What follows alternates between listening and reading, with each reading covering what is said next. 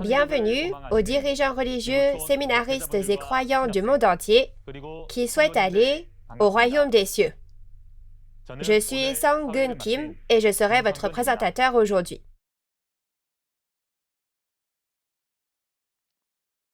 Nous souhaitons sincèrement la bienvenue à tous ceux qui assistent à la conférence en ligne de Nouveau Ciel, Nouvelle Terre Shincheonji, témoignage sur la révélation de l'Ancien Testament et celle du Nouveau Testament par chapitre.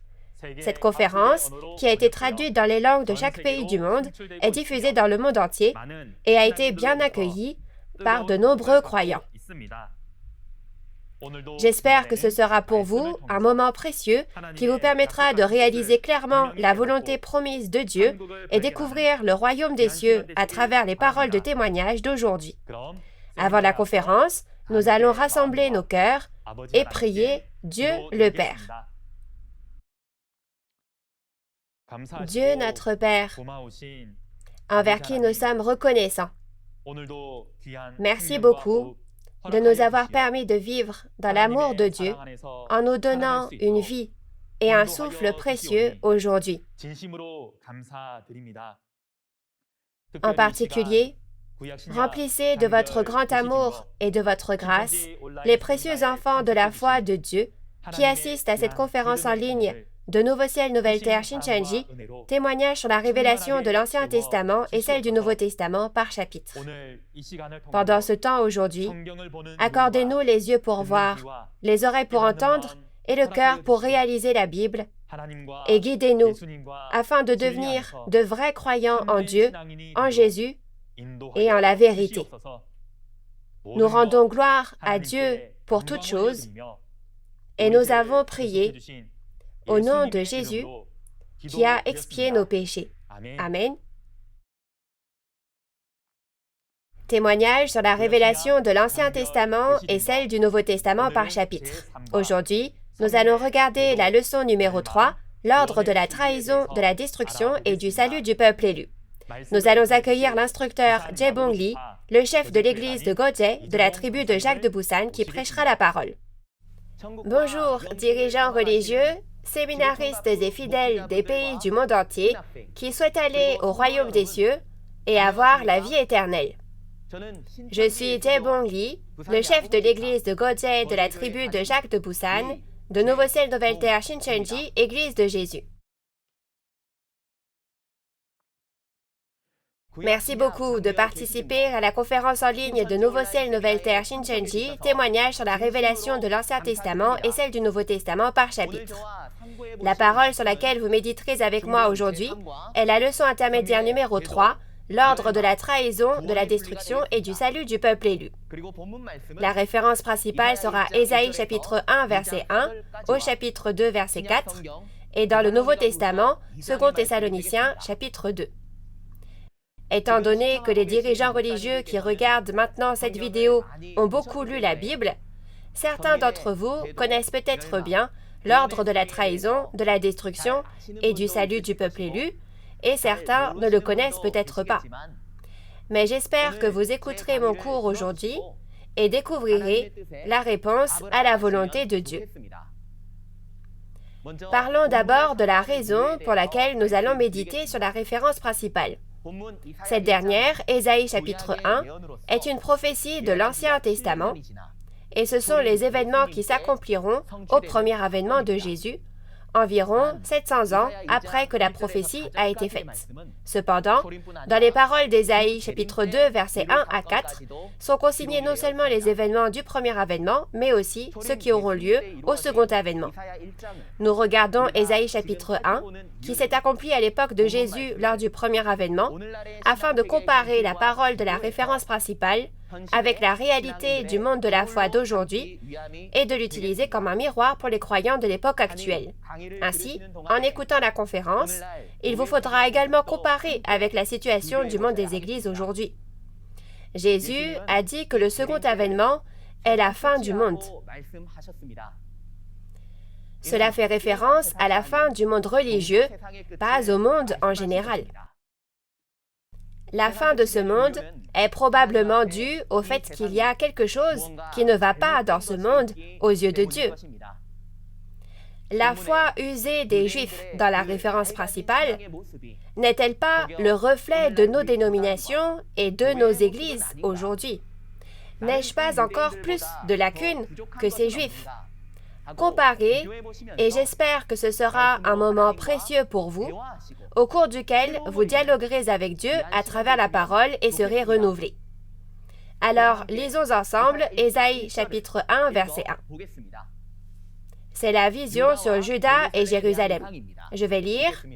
Vision d'Ésaïe, fils d'Amos, sur Juda et Jérusalem durant les règnes d'Ozias, de Jotham, d'Akaz et d'Ézéchias sur Juda. Amen.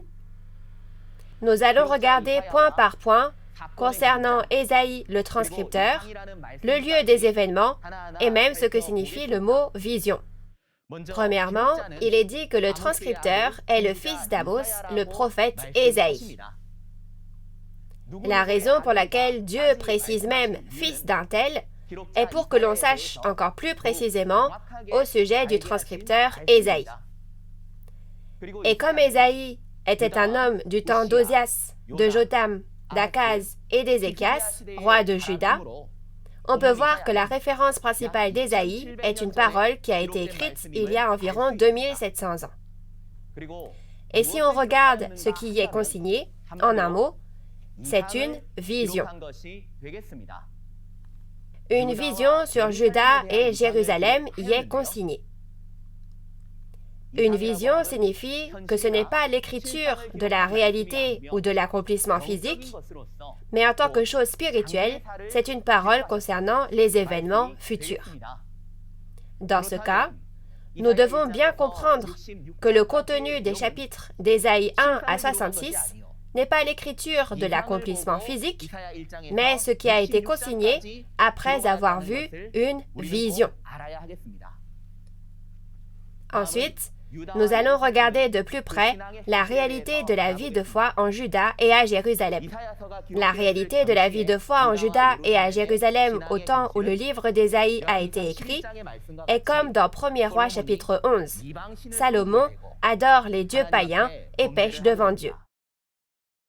Parce que le roi d'Israël Salomon a péché devant Dieu, toute la nation d'Israël a fini par pécher devant Dieu.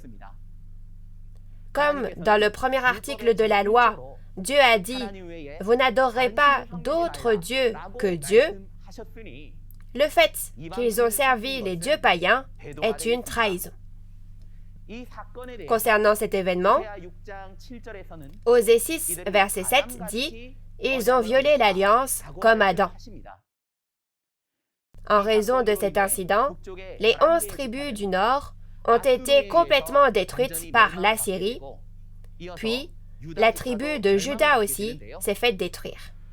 La référence principale d'Ésaïe est la parole de Dieu, selon laquelle même la dernière tribu restante de Juda sera détruite par les païens. Ensuite, lisons ensemble la parole d'Ésaïe, chapitre 1, versets 2 à 4. Ciel, écoute, terre, prête l'oreille. En effet, l'Éternel parle. J'ai nourri et élevé des enfants, mais ils se sont révoltés contre moi. Le bœuf connaît son propriétaire, et l'âne la mangeoire de son maître.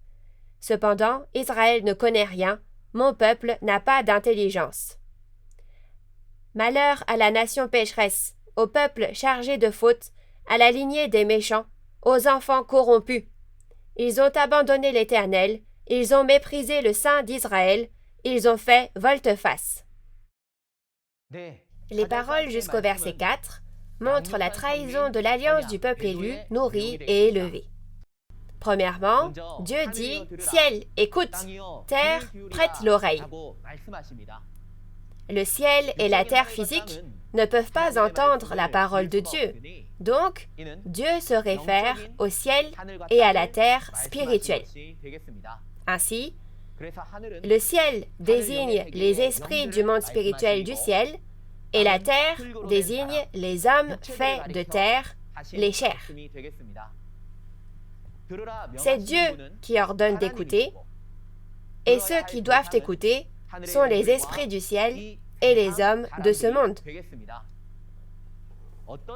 Quel type de contenu Dieu demande-t-il d'écouter? Il a dit aux Juifs qui ne connaissaient pas Dieu, ne réalisaient pas Dieu et se rebellaient contre Dieu, c'est-à-dire les hommes de la tribu de Juda, écoutez. Plus en détail, il s'agit de la réalité de la foi corrompue du judaïsme lors du premier avènement, environ 700 ans après la rédaction de cette prophétie. Afin de comprendre la réalité du premier avènement tel qu'énoncé dans la référence principale, si nous regardons le contenu de Jean 8, nous pouvons voir qu'il y avait une dispute entre Jésus et les Juifs. Quelle était donc la raison de leur dispute? Jésus est venu au premier avènement et a proclamé la loi de la liberté. Les Juifs, à l'inverse, revendiquaient la loi de Moïse. Il y a eu une dispute parce que les affirmations des uns et des autres étaient différentes. Mais Jésus n'est-il pas celui qui est avec Dieu? C'est un acte de rébellion contre Dieu et de trahison devant Dieu pour les Juifs de se disputer avec Jésus qui était avec Dieu. La raison pour laquelle il y a une dispute entre Nouveau Ciel, Nouvelle Terre, Shincheonji et les églises protestantes aujourd'hui est que Nouveau Ciel, Nouvelle Terre, Shincheonji prêche le témoignage sur la prophétie et l'accomplissement de l'Apocalypse, c'est-à-dire la parole révélée du Nouveau Testament accompli, et les églises protestantes ne prêchent que les choses anciennes du premier avènement et les rudiments de la parole de Christ. On peut voir qu'il y a une dispute en raison d'affirmations différentes. Cependant, qu'il s'agisse du premier ou du second avènement, nous devons savoir qu'il est nécessaire de mettre de côté nos propres affirmations, de s'humilier encore et encore devant Dieu et Jésus et devant la parole de la Bible, et d'apprendre la parole révélée qui nous a été ouverte à cette époque. Ensuite, regardons le verset 4. Dieu dit que c'est une nation pécheresse, un peuple chargé de fautes et des enfants dont les œuvres sont corrompues. Si nous nous tournons vers Ésaïe 5, versets 1 à 2, pour plus de détails, Dieu dit qu'il a planté un plant de vigne délicieux, qu'il en a pris grand soin et qu'il voulait qu'il porte de bons fruits. Mais il se lamente en se demandant pourquoi il a donné de mauvais raisins, soit des raisins sauvages. Cela ne fait pas référence à un plant, soit à un arbre physique, mais Dieu a dit que l'arbre représente les hommes de la tribu de Juda dans Ésaïe chapitre 5, verset 7. Alors cela signifie que Dieu voulait que le peuple de Juda, qui était comme un arbre, produise de bons fruits, c'est-à-dire pratique la justice. Si le contraire du bon fruit est le fruit, soit le raisin sauvage, alors le fait qu'ils ont donné du raisin sauvage signifie qu'ils ont commis l'injustice et les mauvaises actions et qu'ils ont péché. Pour mieux comprendre cela, si nous regardons dans Jean chapitre 1, verset 11, nous pouvons savoir que Jésus est venu dans son propre pays, chez les siens, mais que les Juifs ne l'ont pas reçu et l'ont persécuté. Les Juifs étaient ceux qui croyaient aux promesses de l'Ancien Testament, attendaient tant la venue de Dieu et l'apparition du Messie, mais parce qu'ils ne connaissaient pas les promesses faites à travers les prophètes de l'Ancien Testament, ils ont persécuté l'œuvre de Jésus et l'ont même finalement crucifié. Accepter Jésus, n'était-ce pas précisément pratiquer la justice? Le fait qu'ils n'ont pas accepté Jésus et l'ont persécuté est un acte d'injustice et c'est le contenu du premier avènement qui est l'accomplissement des paroles selon lesquelles ils sont des enfants dont les actes sont corrompus.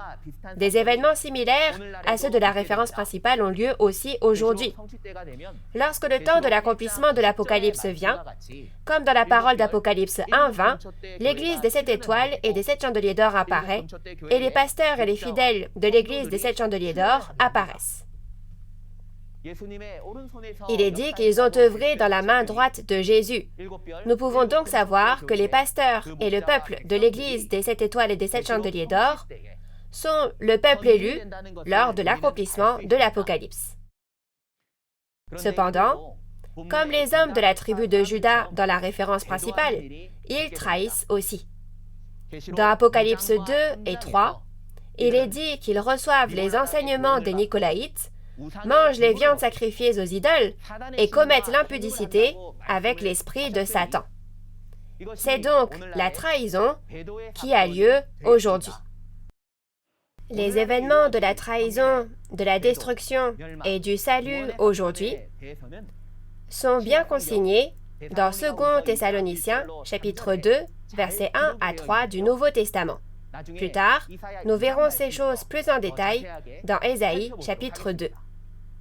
Alors, ensuite, lisons les paroles du verset 5 au verset 7. « À quoi bon vous frapper encore? Vous multipliez vos révoltes. La tête entière est malade et tout le cœur est souffrant. De la plante des pieds jusqu'à la tête, rien n'est en bon état, ce ne sont que blessures, contusions et plaies vives qui n'ont été ni pansées, ni bandées, ni désinfectées. Votre pays est dévasté, vos villes sont réduites en cendres. Des étrangers mangent les produits de votre sol sous vos yeux. C'est une dévastation pareille à la catastrophe opérée par des étrangers. » La parole jusqu'au verset 7 nous parle de la destruction du peuple élu par les païens. Lorsque Dieu dit « À quoi bon vous frapper encore de la verge ?» on peut voir que Dieu juge le peuple élu rebelle. Quelle est la verge de Dieu qui punit le peuple élu rebelle? Dans la parole d'Ésaïe, chapitre 10, verset 5, on peut voir que Dieu œuvre en utilisant les Assyriens comme bâton, c'est-à-dire comme une verge. En d'autres termes, lorsque Dieu juge le peuple élu rebelle, on peut voir qu'il utilise les païens et les juge. Ensuite, si on regarde le verset 7, en disant « Votre pays est dévasté, vos villes sont réduites en cendres, des étrangers mangent les produits de votre sol », Dieu nous fait savoir que le peuple élu a été complètement détruit. En pensant à cette parole, si nous allons au premier avènement, nous pouvons voir que le peuple élu qui a trahi et a été détruit par les païens à cette époque étaient les pasteurs et le peuple de Jérusalem. De plus, Dieu nous dit que ces païens qui ont détruit le peuple élu qui a trahi, ces gens de Jérusalem, sont les pasteurs du serpent, soit les scribes et les pharisiens. Dans Matthieu, chapitre 23, verset 37, Jésus voulait tellement rassembler les habitants de Jérusalem, mais ces derniers ne sont pas venus à Jésus. Et ils ont été spirituellement tués par les prêtres de Satan, les scribes et les pharisiens, comme dans la parole de Matthieu 23, verset 27. Un tel événement est la destruction par les païens du peuple élu qui a trahi la parole de Dieu. Nous pouvons voir dans Apocalypse 6 et Apocalypse 13 que comme dans la référence principale, la destruction aura lieu également aujourd'hui. Les pasteurs et le peuple du tabernacle des 7 chandeliers d'or que nous avons vus plus haut reçoivent les enseignements des Nicolaïtes, commettent l'impudicité avec l'esprit de Satan et mangent des viandes sacrifiées aux idoles. Ce sont les actions de la trahison comme dans les paroles d'Apocalypse 2 et 3. En ce temps-là, Jésus choisit une personne, le messager porte-parole, et envoie des lettres appelant à la repentance à ces personnes qui ont trahi. Cependant, même après avoir reçu les lettres, ils ne se repentent pas. Et ceux qui ne se repentent pas seront jugés dans Apocalypse 6, tomberont du ciel sur la terre et seront chassés. Ils se font chasser dans les cavernes, les montagnes et entre les rochers des païens.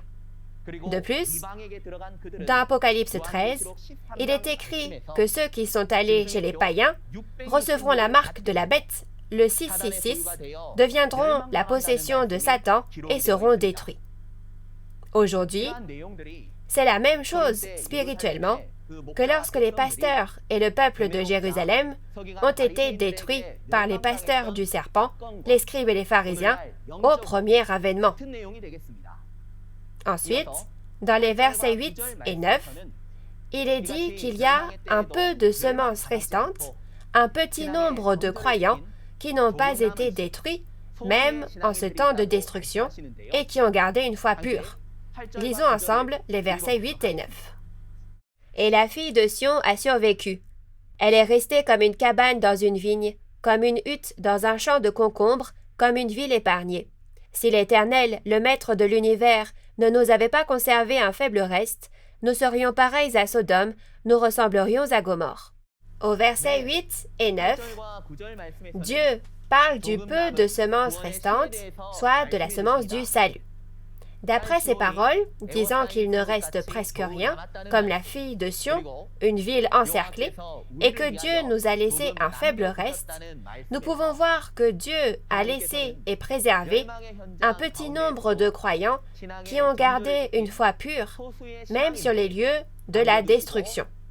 Si nous regardons ce contenu au premier avènement, dans le monde corrompu du judaïsme, Jésus, qui vint avec la parole de vérité, devient le peu de semences restantes, et les disciples qui ont cru en Jésus et sont venus à lui sont le peu de semences restantes au premier avènement. Les mêmes événements que ceux de la référence principale ont lieu dans Apocalypse. Dans Apocalypse 6, lorsque le soleil, la lune et les étoiles s'obscurcissent et tombent, que le peuple élu entre dans les cavernes, les montagnes et entre les rochers des païens, en ce temps de la destruction, Dans Apocalypse 6, verset 6, il est dit qu'il reste une mesure de blé et 3 mesures d'orge. C'est le peu de semences restantes au second avènement. Et dans le verset 9 de la référence principale, il est dit que s'il n'y avait pas ce faible reste de semences, nous serions pareils à Sodome. Nous ressemblerions à Gomorrhe. Selon cette parole, nous devons savoir qu'à chaque époque, lorsque le monde de la foi s'est corrompu, il y a eu l'œuvre du salut grâce aux quelques croyants qui ont gardé leur foi pure et non l'œuvre de la destruction. Aujourd'hui, dans Apocalypse 7 et Apocalypse 14, grâce aux croyants comme une mesure de blé et 3 mesures d'orge d'Apocalypse 6, l'œuvre de la recréation, c'est-à-dire l'œuvre de la création des 12 tribus, qui n'a pas eu lieu pendant les 6000 dernières années, s'accomplit par la moisson et le scellage. Le président, le pasteur promis qui a reçu du ciel la parole révélée du Nouveau Testament accompli et qui prêche et témoigne de cette parole au monde entier, accomplit actuellement l'œuvre de la recréation dans le monde entier avec le peu de croyants restants d'Apocalypse 6. J'espère que vous tous qui êtes présents aujourd'hui vérifierez à tout prix cela à travers la Bible. Ensuite, nous allons lire du verset 10 au verset 15. Écoutez la parole de l'Éternel, chef de Sodome. Prête l'oreille à la loi de notre Dieu, peuple de Gomorre. Que m'importe la quantité de vos sacrifices, dit l'Éternel. Je suis rassasié des holocaustes de béliers et de la graisse des veaux. Je ne prends aucun plaisir au sang des taureaux, des brebis et des boucs. Quand vous venez vous présenter devant moi, qui vous demande de piétiner ainsi mes parvis? Cessez d'apporter des offrandes illusoires. J'ai horreur de l'encens, des débuts de mois, des sabbats et des convocations aux réunions. Je ne supporte pas de voir l'injustice associée aux célébrations. Je déteste vos débuts de mois et vos fêtes. C'est un fardeau qui me pèse. Je suis fatigué de les supporter. Quand vous tendez les mains vers moi, je détourne mes yeux de vous. Même quand vous multipliez les prières, je n'écoute pas. Vos mains sont pleines de sang. Dieu dit dans les paroles jusqu'au verset 15 qu'il n'accepte pas le culte et les prières du peuple élu qui a trahi. La raison pour laquelle Dieu dit aux hommes de la tribu de Juda, chef de Sodome, peuple de Gomorre, est que le peuple élu de Juda est devenu un avec les païens et ils sont eux-mêmes devenus des païens. Dieu dit qu'il ne prend aucun plaisir au sacrifice de ceux qui ont péché et sont devenus un avec les païens, et il dit de ne pas apporter de vains sacrifices et qu'il a horreur des rassemblements lors des débuts de mois, des sabbats et des convocations aux réunions. Il fait référence au début de mois et au sabbat, c'est-à-dire le fait de se rassembler pour offrir des sacrifices à Dieu, et aujourd'hui, c'est le fait de se rassembler pour donner un culte à Dieu. Ainsi, Dieu dit qu'il n'accepte pas le culte et les sacrifices du peuple élu rebelle, qui est devenu un avec les païens et qui est devenu lui-même païen. Et au verset 15, Dieu dit « Vos mains sont pleines de sang ». Il dit qu'il n'écoute pas leurs prières, à eux qui sont tachés de sang. On retrouve le même contenu dans la parole d'Apocalypse 18, verset 24. Il est dit que le sang de tous les martyrs a été trouvé dans la ville de Babylone. Au final, lorsque Dieu dit que leurs mains sont pleines de sang, il fait référence à un meurtre. Alors quel genre de meurtre est-ce? Dans 1 Jean 3, 15, il est dit qu'haïr un frère est aussi un meurtre. Dans le monde religieux, la haine signifie la persécution. En d'autres termes, si vous provoquez l'hostilité religieuse, que vous haïssez et persécutez les autres simplement parce qu'ils ont des dénominations et des doctrines différentes, c'est un meurtre spirituel aux yeux de Dieu. Au final, une telle persécution et une telle haine tuent l'esprit de l'homme, tuent la vie de foi, et il arrive même que des meurtres physiques aient lieu. Jésus n'a-t-il pas également été haï et persécuté par les Juifs rebelles, et n'a-t-il pas finalement porté la croix?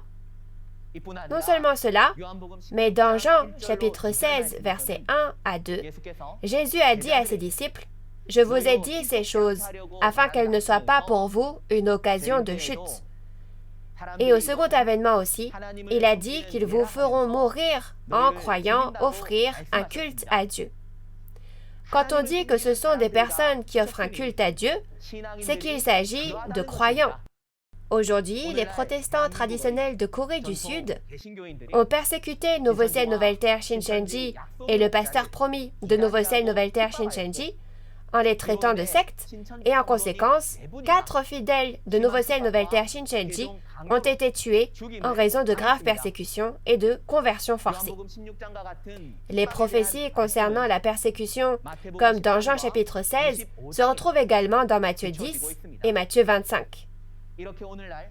Si les paroles qui ont prophétisé la réalité du monde de la foi d'aujourd'hui sont consignées dans le Nouveau Testament, nous pouvons entrer dans la Bible et nous introspecter pour voir si je n'ai jamais haï ni persécuté mes frères, ou si j'appartiens à cette dénomination qui persécute.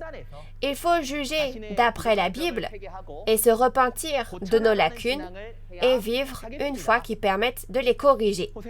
Dans Osée chapitre 6, verset 6, il est dit que Dieu aime la connaissance de Dieu plus que les holocaustes et les sacrifices.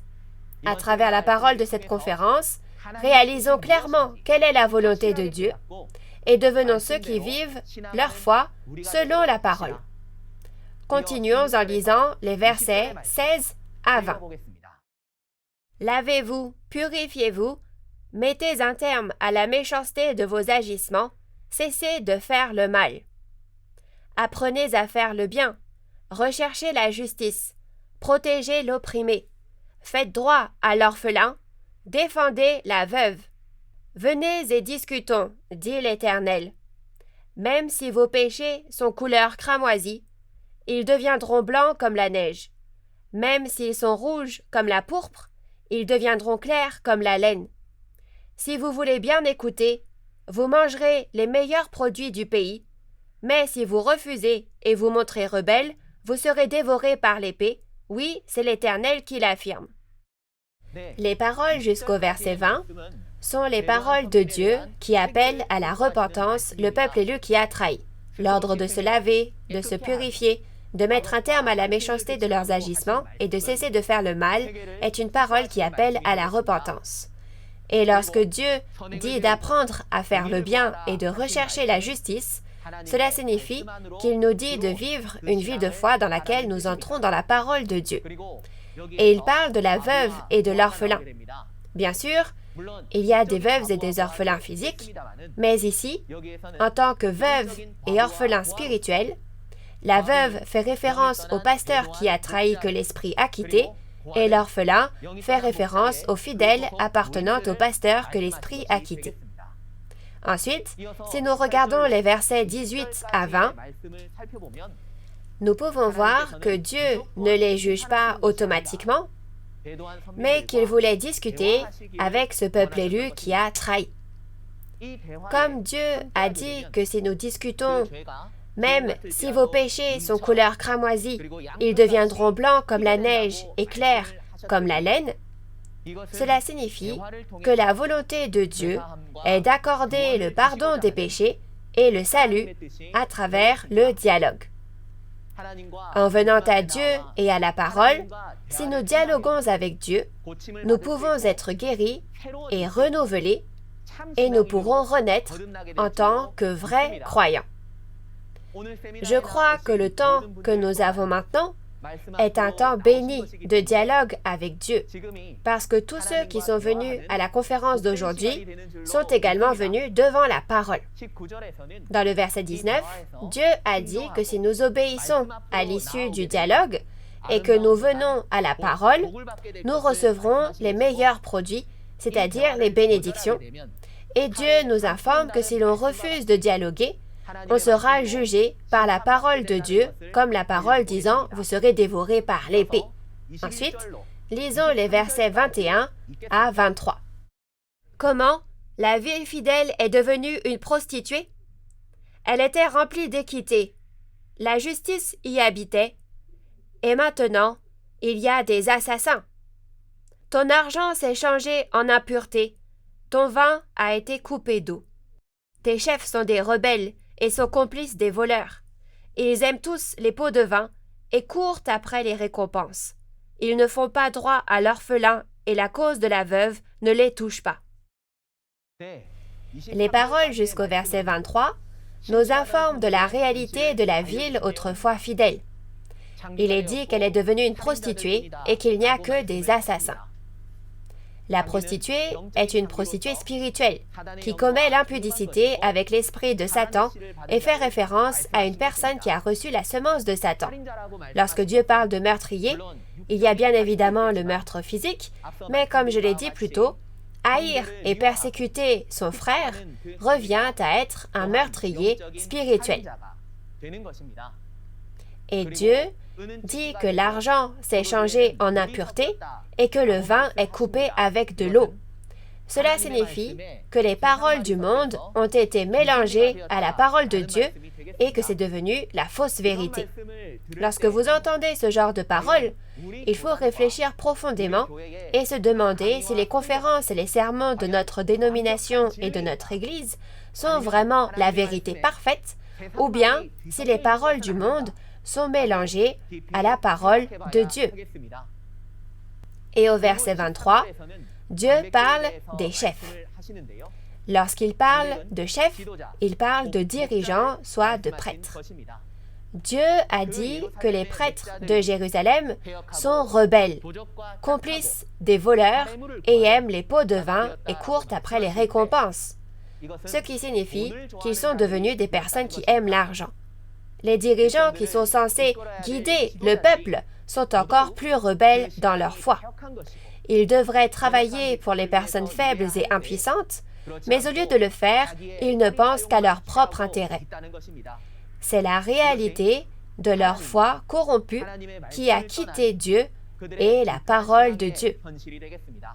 Aujourd'hui aussi, comme dans Apocalypse 9, verset 21, il est dit qu'il y a des meurtres, des enchantements, de l'impudicité et du vol spirituel dans le monde de la foi. Mais bien qu'on le leur dise, Dieu a dit que les hommes ne se repentent pas. L'Apocalypse concerne particulièrement le monde de la foi d'aujourd'hui. Nous devons donc absolument examiner notre propre foi en prenant ces paroles comme un miroir et un avertissement. Ensuite, nous allons lire les versets 24 à 27. C'est pourquoi, voici ce que déclare le Seigneur l'Éternel, le Maître de l'univers, le Dieu fort d'Israël.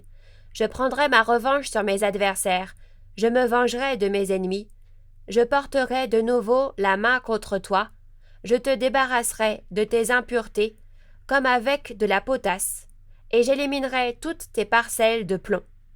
Je rétablirai tes juges tels qu'ils étaient par le passé, et tes conseillers tels qu'ils étaient au début. Après cela, on t'appellera ville de la justice, cité fidèle. Sion sera racheté par la droiture, et ceux qui s'y convertiront par la justice.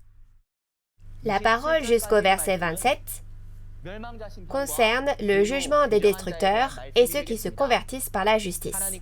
Dieu dit qu'il prendra sa revanche sur ses adversaires et se vengera de ses ennemis. Ce sont donc les paroles concernant le jugement des destructeurs. Lorsque les destructeurs seront jugés, Dieu a dit que parmi le peuple de Dieu, qui était captif des destructeurs, ceux qui entendent la parole de Dieu et sortent, verront toutes leurs impuretés et leurs parcelles de plomb enlevées. Cela signifie donc que Dieu purifiera son peuple du péché et de la souillure qui était en lui. De plus, au verset 26, Dieu a dit qu'il rétablirait le peuple qui est revenu tel qu'il était au début, que Sion sera racheté par la droiture et que ceux qui se convertiront seront rachetés par la justice. Dans Zacharie 2, verset 7, le peuple de Dieu est appelé Sion. Cela signifie que le peuple de Dieu qui revient au temps du jugement sera racheté par la droiture et sauvé. Cependant, qui sont ceux qui ne se repentent pas jusqu'à la fin, même en ce temps où les destructeurs sont jugés, et que leur arrivera-t-il? Lisons les versets 28 à 31. Mais la ruine atteindra en une seule fois les rebelles et les pécheurs, et ceux qui abandonnent l'Éternel disparaîtront. Oui, on aura honte des térébintes auxquels vous prenez plaisir, et vous rougirez des jardins que vous avez choisis, car vous serez pareils à un térébinthe au feuillage fané, à un jardin dépourvu d'eau. L'homme fort deviendra pareil au chanvre, et son activité pareille à une étincelle. Ils brûleront tous les deux ensemble, et il n'y aura personne pour éteindre ce feu.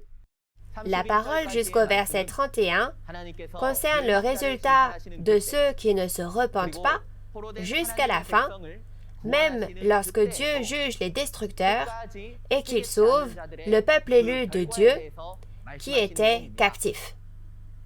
Il est dit que tous les rebelles, les pécheurs et ceux qui abandonnent Dieu seront détruits. Et il parle aussi des térébintes et des jardins que ces derniers ont choisis.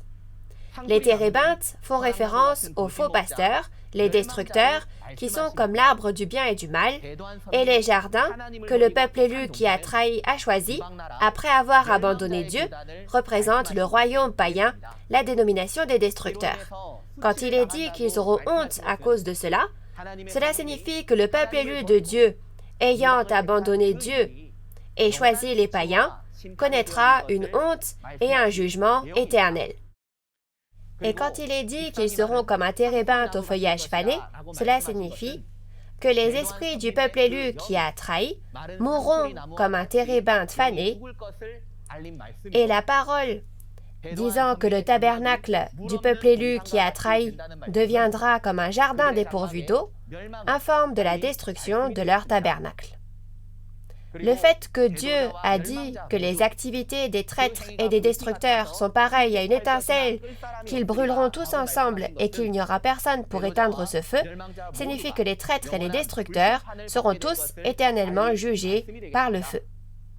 De cette manière, dans Ésaïe chapitre 1, il est écrit concernant la trahison et la destruction du peuple élu, le jugement des destructeurs et Sion, le peuple de Dieu qui a été racheté par la droiture. Alors, qu'est-il arrivé au peuple de Dieu qui a été ainsi sauvé? Lisons Ésaïe chapitre 2, versets 1 à 3. Prophétie d'Ésaïe, fils d'Amos, sur Juda et Jérusalem.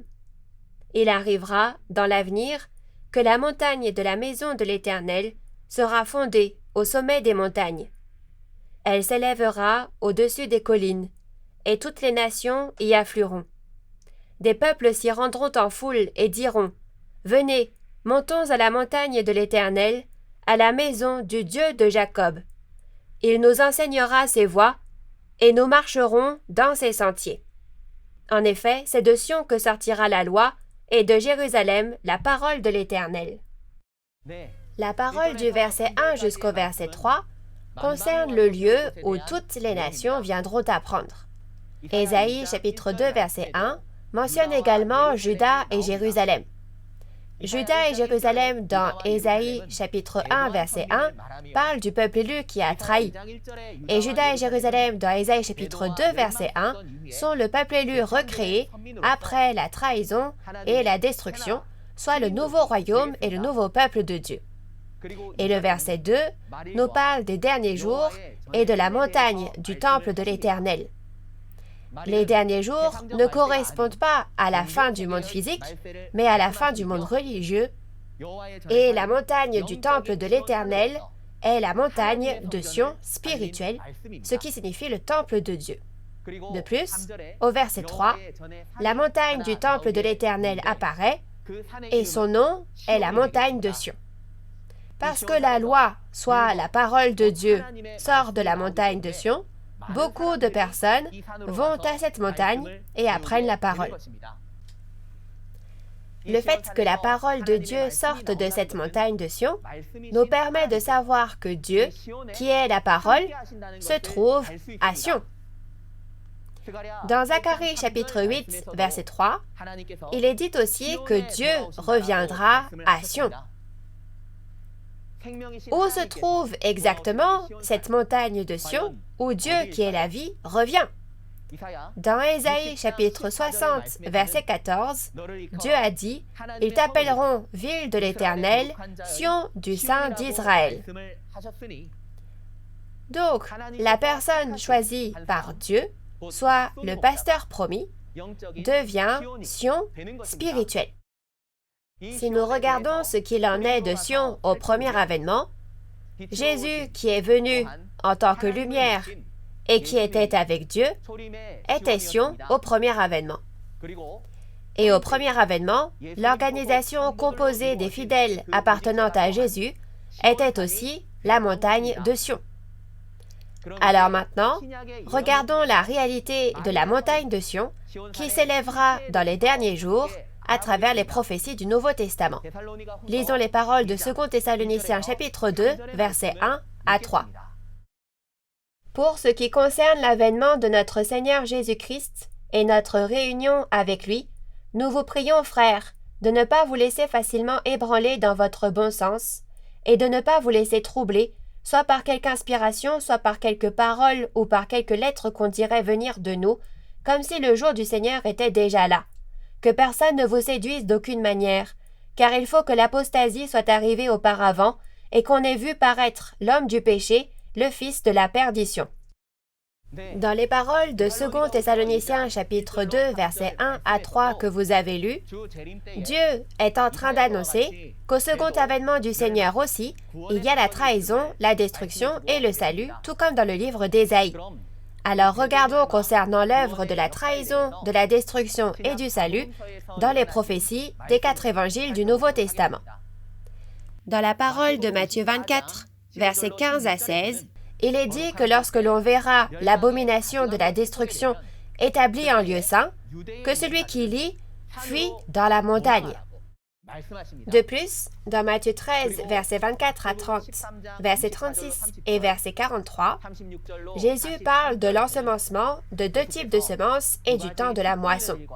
Il a dit que lorsque le temps de la moisson viendra, parmi les 2 types de semences qui ont été semées, seuls ceux nés de la semence de Dieu, soit les fils du royaume des cieux, seront moissonnés et iront à la grange, soit au royaume de Dieu. Le royaume de Dieu, où ses fruits moissonnés sont rassemblés, est la montagne dont il est question dans la référence principale d'aujourd'hui, Ésaïe 2 et Apocalypse 14, soit la montagne de Sion. Alors maintenant, vérifions dans la parole de l'Apocalypse de Jean le processus par lequel cette montagne de Sion s'accomplit. Comme nous l'avons vu dans Ésaïe chapitre 1 ci-dessus, dans l'église des 7 étoiles et des 7 chandeliers d'or apparaissant dans Apocalypse 1, 2 et 3, les pasteurs et le peuple ont mangé les viandes sacrifiées aux idoles et commis l'impudicité avec le Dieu du diable, comme la parole dans Apocalypse 2 et 3. Par conséquent, il y a trahison. Donc, au temps de l'accomplissement de l'Apocalypse, les traîtres sont les pasteurs et les fidèles de l'église des 7 chandeliers d'or. Ils seront jugés par Dieu selon les paroles d'Apocalypse 6 et Apocalypse 13, et de plus, ils seront complètement détruits par les destructeurs païens. En ce temps-là, le destructeur qui détruit l'église des 7 chandeliers d'or est la bête à 7 têtes et 10 cornes, Babylone, mentionnée dans Apocalypse 13, Apocalypse 17 et Apocalypse 18. En ce temps où la trahison et la destruction apparaissent dans la réalité, selon Apocalypse 14, 14 à 16, les anges moissonneurs moissonneront les croyants comme du bon grain vers la montagne de Sion, dans Apocalypse 14, sur les lieux de la trahison et de la destruction. Sur cette montagne de Sion, il y a le trône de Dieu, Jésus l'agneau, et aussi les premiers fruits mûrs moissonnés. Il est dit que sur le front de ces premiers fruits mûrs sont écrits les noms de Dieu et de Jésus. Ils sont le royaume et les prêtres de Dieu, les 12 tribus du nouvel Israël spirituel, marqués du sceau de Dieu dans Apocalypse 7. La chose la plus importante est que ce peuple des 12 tribus moissonnés et scellés dans Apocalypse 7 et 14 sont les fils du royaume des cieux dont on parle dans Matthieu 13. Ils sont ceux qui ont été moissonnés et ceux qui sont sauvés à cette époque et qui héritent du royaume des cieux et de la vie éternelle. À l'inverse, le peuple élu qui a trahi a reçu la marque de la bête et a été chassé chez les païens, comme dans Apocalypse 6 et Apocalypse 13. Bien qu'ils aient vu la destruction, ils n'ont pas cru en la parole ni en son accomplissement physique, n'ont pas fui vers la montagne et n'ont pas été moissonnés. À cause de cela, ils finiront par être détruits par la bête et entreront dans le châtiment de l'étang de feu et de soufre de l'enfer. C'est le résultat de ceux qui ne sont pas moissonnés. Alors pour finir, nous allons lire la parole d'Ésaïe chapitre 2 verset 4. « Il sera le juge des nations, l'arbitre d'un grand nombre de peuples. Ceux-ci mettront en pièces leurs épées pour en faire des socs de charrues, et leurs lances pour en faire des serpes. Aucune nation ne prendra plus les armes contre une autre, et l'on n'apprendra plus à faire la guerre. » Ésaïe chapitre 2 verset 4 est une parole dans laquelle il est dit que l'on mettra en pièces les lances pour en faire des serpes, signifiant que les guerres cesseront et qu'un monde de paix s'accomplira. Il est dit qu'aucune nation ne prendra plus les armes contre une autre et que l'on n'apprendra plus à faire la guerre. Dans les paroles d'Ésaïe 52, verset 7, Dieu a également promis un monde de paix dans lequel les guerres ont pris fin, un monde dans lequel Dieu règne. Ce genre de belle époque, c'est Dieu qui revient au nouveau ciel et à la nouvelle terre, comme il l'a dit dans Apocalypse 21. Puisque Dieu, qui est la vie, revient, il a dit au verset 4 que le monde de la paix, du royaume des cieux et de la vie éternelle, sans mort, ni douleur, ni guerre, s'accomplirait. À Nouveau Ciel, Nouvelle Terre, Shincheonji, se trouve le pasteur promis qui a combattu et vaincu le groupe du dragon, comme dans Apocalypse 12, et a reçu toutes les 12 bénédictions promises dans Apocalypse 2 et 3. Et nous, les fidèles des 12 tribus, sommes les réalités des premiers fruits mûrs qui ont été moissonnés dans le champ de Jésus et appartiennent aux 12 tribus, le royaume de Dieu. Selon la parole d'Ésaïe 2, verset 4, afin d'accomplir un monde de paix sans guerre, le pasteur promis de Nouveau Ciel, Nouvelle Terre, Shincheonji, fait un véritable travail de paix avec 31 voyages effectués autour du monde et autres travaux en tant que messager de paix. Il a tenu de nombreuses réunions débats comparant les textes sacrés de chaque religion afin que toutes les religions puissent être unies autour d'un seul texte sacré, le meilleur, et afin de parvenir à un monde de paix sans guerre dans ce village planétaire marqué par les conflits. Il fait beaucoup de choses pour la paix, comme présenter des réponses concrètes et pratiques au monde entier. Résumons maintenant les points principaux de la conférence d'aujourd'hui. Nous avons appris le processus de création du nouveau royaume de Dieu, la montagne de Sion, qui s'élèvera dans les derniers jours, selon l'ordre de la trahison, de la destruction et du salut, à travers la parole du livre d'Ésaïe et celle de 2 Thessaloniciens chapitre 2. Et la montagne de Sion, le royaume de Dieu, n'est pas quelque chose qui apparaît juste comme ça, mais selon le processus de la Bible, les fruits mûrs nés de la semence semée par Jésus au premier avènement sont moissonnés et scellés aujourd'hui après la trahison et la destruction, et c'est ainsi qu'elle est créée. Et cette montagne de Sion, qui est créée en tant que nouvel Israël spirituel d'Apocalypse 7, doit absolument avoir 12 tribus. Ce sont des preuves concluantes qui peuvent témoigner de la montagne de Sion. N'importe quel endroit ne peut devenir la montagne de Sion. Cette dernière doit absolument apparaître après la trahison et la destruction. Elle doit être créée en moissonnant et en scellant, et elle doit être organisée en 12 tribus pour être la montagne de Sion que Dieu a promise dans la Bible. Aujourd'hui, au temps de l'accomplissement de l'Apocalypse, ce salut s'accomplit à travers le vainqueur et les 12 tribus de Nouveau Ciel, Nouvelle Terre, Shincheonji, en Corée du Sud. Il faut donc absolument que vous le vérifiez avec la parole de la Bible et que nous devenions tous des croyants bénis qui reçoivent les bénédictions du royaume des cieux et de la vie éternelle. La prochaine fois, un instructeur plus compétent que moi viendra témoigner de la parole intitulée « Le livre scellé et la révélation de l'Ancien Testament et ceux du Nouveau Testament ». J'espère que vous y assisterez à tout prix et que ce sera un temps précieux au cours duquel vous recevrez la grâce et réaliserez. Maintenant, dans le sens où nous sommes un en Dieu et en Jésus, je vais clamer « We are one », nous sommes un et nous allons prier. Nous sommes un en Dieu et en Jésus. We are one. Nous sommes un. Nous allons finir ici la parole et nous allons prier. Dieu notre Père très saint, envers qui nous sommes reconnaissants, nous vous remercions sincèrement de nous avoir permis de tenir dans le monde entier aujourd'hui également la conférence en ligne de Nouveau Ciel, Nouvelle Terre, Shincheonji, témoignage sur la révélation de l'Ancien Testament et celle du Nouveau Testament par chapitre. Notre Père, s'il vous plaît, souvenez-vous des dirigeants religieux, séminaristes et nombreux fidèles qui ont assisté à cet événement. Aujourd'hui, nous avons médité à propos de la leçon intermédiaire numéro 3, l'ordre de la trahison, de la destruction et du salut du peuple élu. C'est la parole qui témoigne du lieu qui trahit et est détruit, et du lieu du salut, le nouveau royaume de Dieu, recréé pour la première fois en 6000 ans en étant moissonné et scellé. Dieu notre Père, guidez-nous afin que tous réalisent et puissent devenir des croyants qui participent au nouveau royaume de Dieu et soient bénis.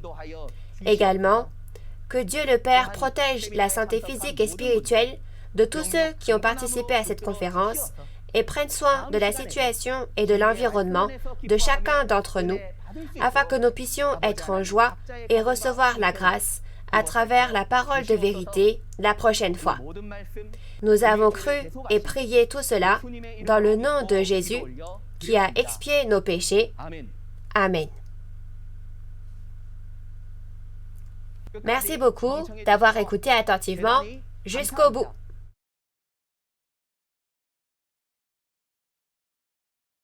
Il a été dit que le livre prophétique est un livre scellé, parce que personne ne sait, jusqu'à ce qu'il soit accompli, n'est-ce pas? Comment le livre scellé et la révélation du Nouveau Testament sont-ils apparus? Et quelle est la révélation du Nouveau Testament? Il n'y a pas de royaume des cieux ni de salut sans passer par la révélation, n'est-ce pas? Le secret du royaume des cieux est l'Apocalypse de Jean, caché en parabole. À qui l'ange a-t-il donné ce livre qu'il a reçu? Je prie au nom de Jésus afin que vous puissiez tous devenir les précieux membres de la famille de la foi du monde entier qui reçoivent la parole révélée donnée. Chers auditeurs, avez-vous reçu beaucoup de grâce à travers la parole aujourd'hui? La prochaine fois, nous vous prêcherons la parole de la leçon numéro 4, intitulée « Le livre scellé et la révélation de l'Ancien Testament et ceux du Nouveau Testament ». J'espère que vous assisterez à la prochaine conférence aussi, réaliserez la véritable volonté et le cœur de Dieu à travers la parole de la promesse, et que nous deviendrons les membres de la famille du royaume des cieux qui vivent ensemble dans le royaume de Dieu. Même si les croyants du monde entier sont de nationalités, d'origine et de langues différentes, hommes et femmes, ils ont le même amour sincère pour la parole de Dieu.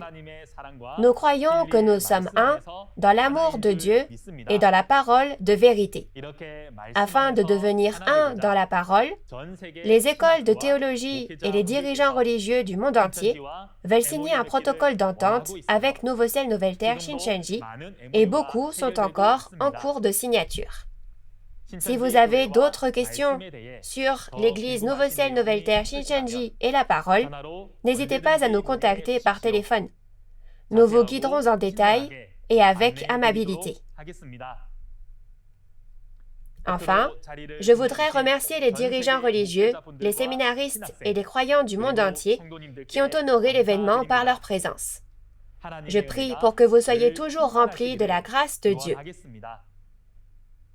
Nous allons terminer ici et faire la prière que le Seigneur nous a enseignée. Notre Père qui es aux cieux, que ton nom soit sanctifié, que ton règne vienne, que ta volonté soit faite sur la terre comme au ciel. Donne-nous aujourd'hui notre pain de ce jour. Pardonne-nous nos offenses, comme nous pardonnons aussi à ceux qui nous ont offensés. Et ne nous laisse pas entrer en tentation, mais délivre-nous du mal. Car c'est à toi qu'appartiennent le règne, la puissance et la gloire au siècle des siècles. Amen. Merci à tous ceux qui ont été avec nous.